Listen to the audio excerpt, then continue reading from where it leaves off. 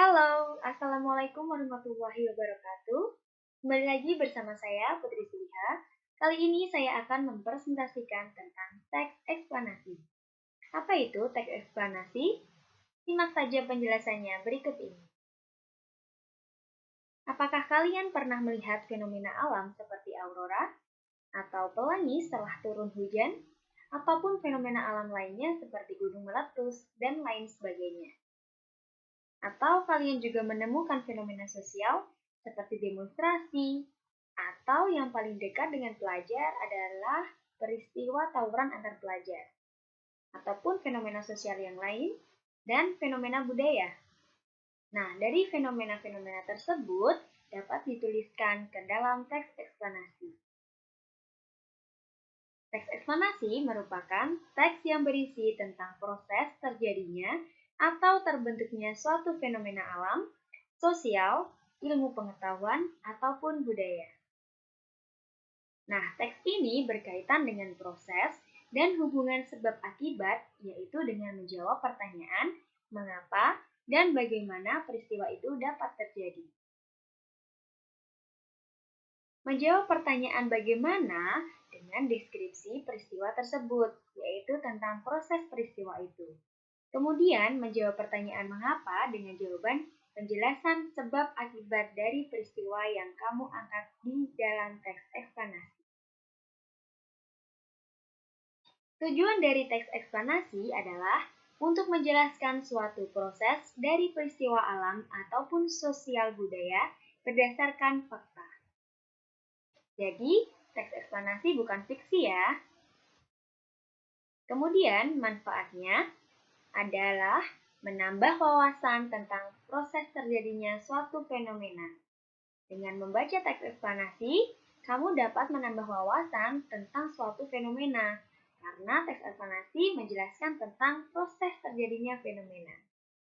Kemudian, menambah wawasan tentang hal-hal yang bersifat ilmiah, karena teks eksplanasi berisi fakta ya. Kemudian, menambah ilmu bagi generasi muda yang cerdas secara intelektual. Nah, ciri-ciri teks eksplanasi yang pertama adalah memuat informasi berupa fakta. Karena teks eksplanasi faktual. Kemudian, membahas kejadian yang bersifat ilmiah, bukan mengada-ngada ataupun hanya opini penulis saja. Yang ketiga, menggunakan konjungsi kausalitas atau hubungan sebab akibat. Dan yang keempat, bersifat informatif dan tidak berusaha memengaruhi pembaca. Berarti teks eksplanasi itu bersifat objektif ya.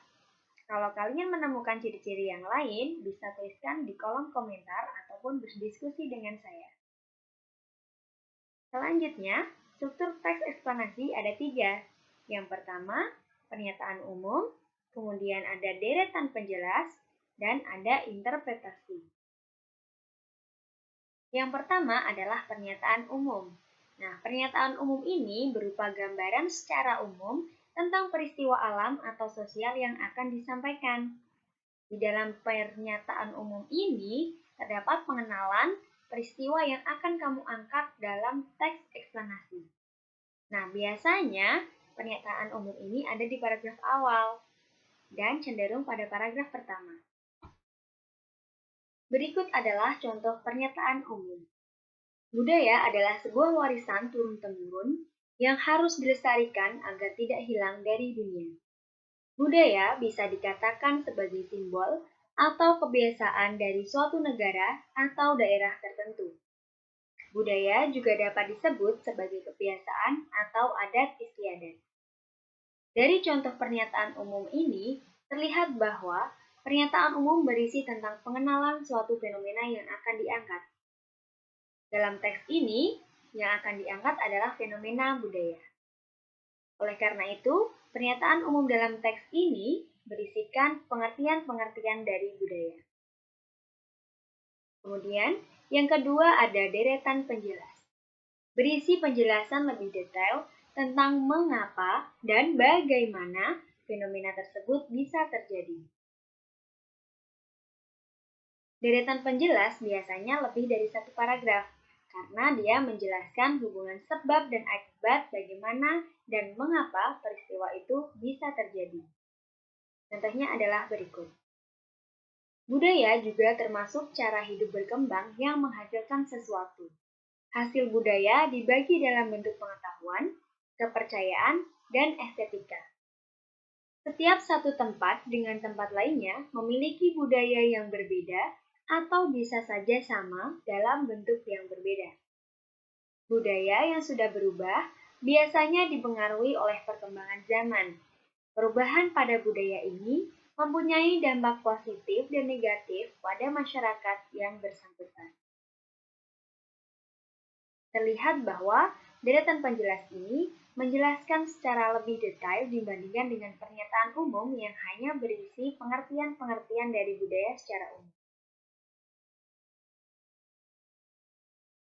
Nah, kemudian yang terakhir adalah interpretasi.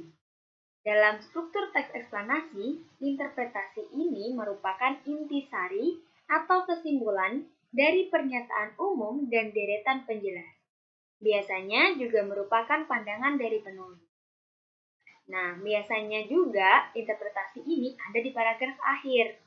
Jika pernyataan umum di paragraf pertama, biasanya interpretasi di paragraf terakhir. Contohnya adalah sebagai berikut. Budaya menjadi sesuatu yang harus dijaga dan dilestarikan agar ciri khas suatu daerah tidaklah hilang. Kekayaan bangsa dalam wujud budaya ini membuat tali persatuan dan kesatuan semakin kuat. Dengan persatuan yang kuat, maka negara tidak akan mudah terpecah belah. Nah, terlihat bahwa dari pernyataan umum yang menjelaskan tentang pengertian budaya, kemudian deretan penjelas menjelaskan tentang kebudayaan yang semakin bergeser dan akan ada kemungkinan untuk budaya tersebut hilang. Di dalam kesimpulan atau interpretasi, penulis memberikan opininya bahwa budaya itu menjadi sesuatu yang harus dijaga dan dilestarikan. Nah, dari situ terlihat adalah 3 unsur-unsur atau 3 struktur dalam teks eksplanasi. Selanjutnya, kita akan membahas tentang kaidah kebahasaan teks eksplanasi. Yang pertama, menggunakan kalimat pasif. Nah, kalimat pasif ini biasanya ditandai dengan penggunaan kata kerja di. Contohnya adalah dipengaruhi. Karena biasanya bukan manusia yang menjadi subjek dari teks eksplanasi.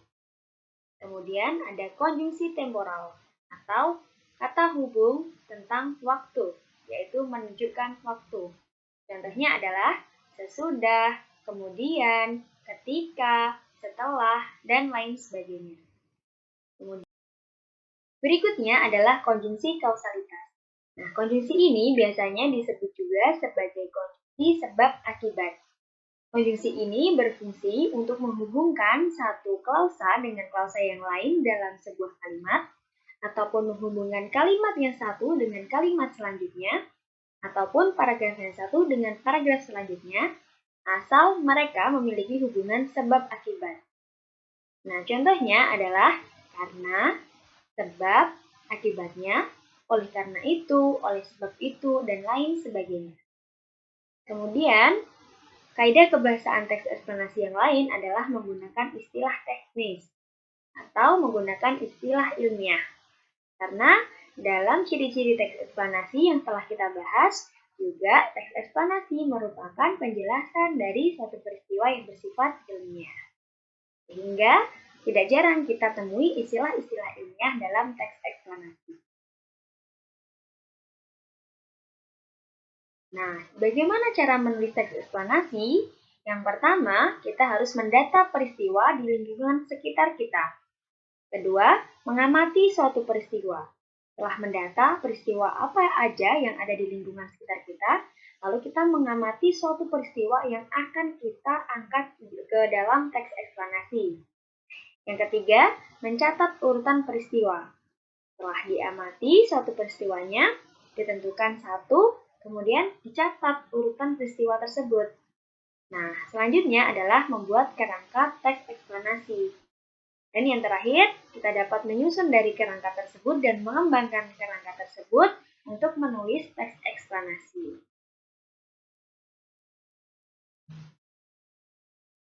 Baiklah, ada kata-kata bijak dari Ki Hajar Dewantara. Setiap orang menjadi guru, setiap rumah menjadi sekolah.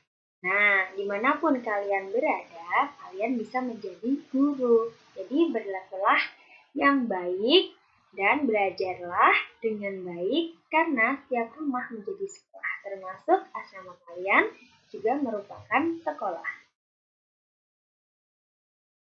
Terima kasih. Kalau ada yang ingin ditanyakan ataupun ingin berdiskusi atau ingin menambahkan, silahkan tulis di kolom komentar ya. Sampai jumpa di lain kesempatan. Assalamualaikum warahmatullahi wabarakatuh.